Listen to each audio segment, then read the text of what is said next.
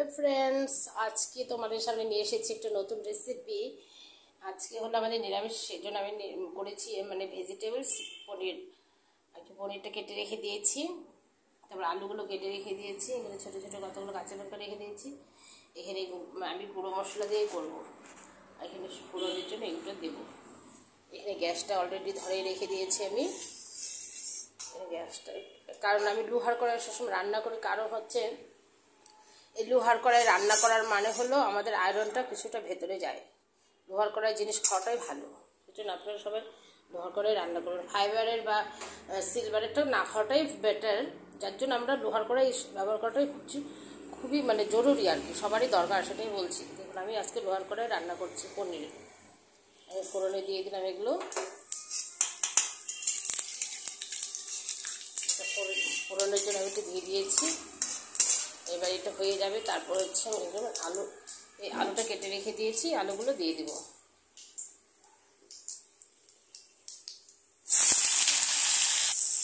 আমার রান্নাটা একদমই শর্টকাটে রান্না, কোনো রকম ঝামেলার মধ্যে আমি করি না, সিম্পলভাবে রান্না করি আমি। আপনারা একটু দেখুন, আমার সাথে থাকুন, রান্নাটা কেমন করছি।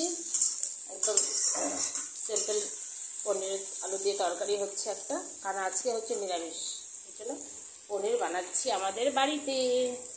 আপনারা আমার সঙ্গে থাকুন, দেখতে থাকুন। আলুটাকে ভেজে নিচ্ছি প্রথমে ভালো করে।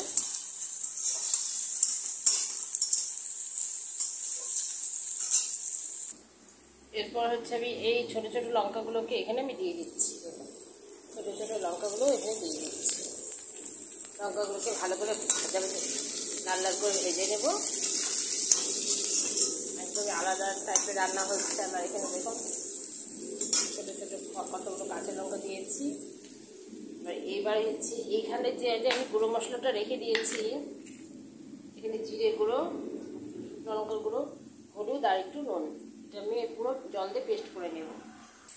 তারপর হচ্ছে যে এইখানে যে পনিরগুলোকে আমি লবণ হলুদে রেখে রেখে দিয়েছি, এটা হচ্ছে আমি এইখানে কড়াইয়ের মধ্যে দিয়ে দিলাম। কড়াইয়ের মধ্যে এটাকে আমি দিয়ে দিলাম।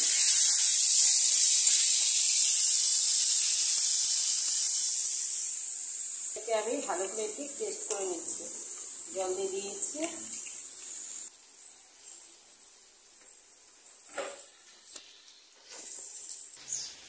এবার আমার এটা মোটামুটি আলু পনিরটা ভাজা ভাজা হয়ে গেছে, হয়ে আসছে। এবার এটার মধ্যে আমি হচ্ছে এই গুঁড়ো মশলাটা যেটা আমি পেস্ট করে রেখে দিয়েছিলাম সেটা ঢেলে দেবো।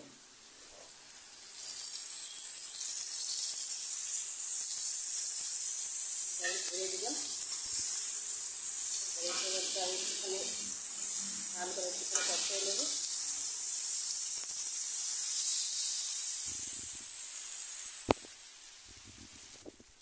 তারপর এটার মধ্যে আমি একটুখানি জল দিয়ে দিচ্ছি।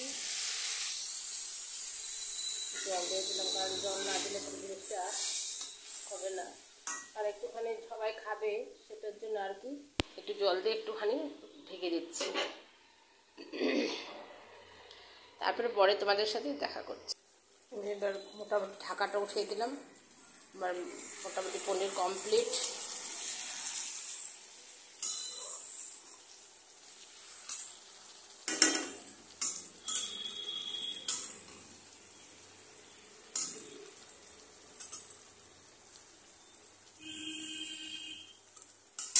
এটা হলো একটুখানি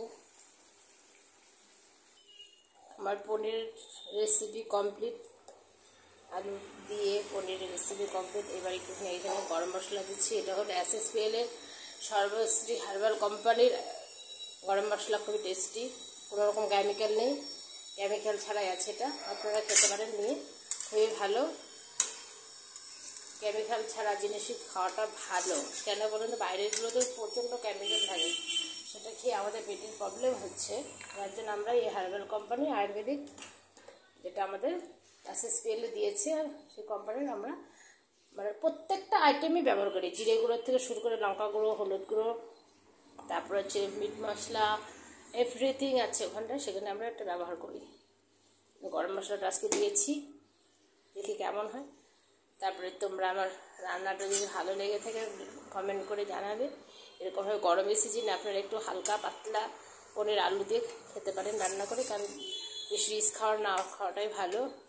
বিশেষ করে পেটের প্রবলেম হতে পারে, সেই জন্য হালকা একদম মশলা দিয়ে জাস্ট এরকম একটা ঝোল বানিয়ে পনিরের রেসিপি করে খেতে পারেন ঘরেন গরম ভাতের সাথে, খুবই ভালো লাগবে।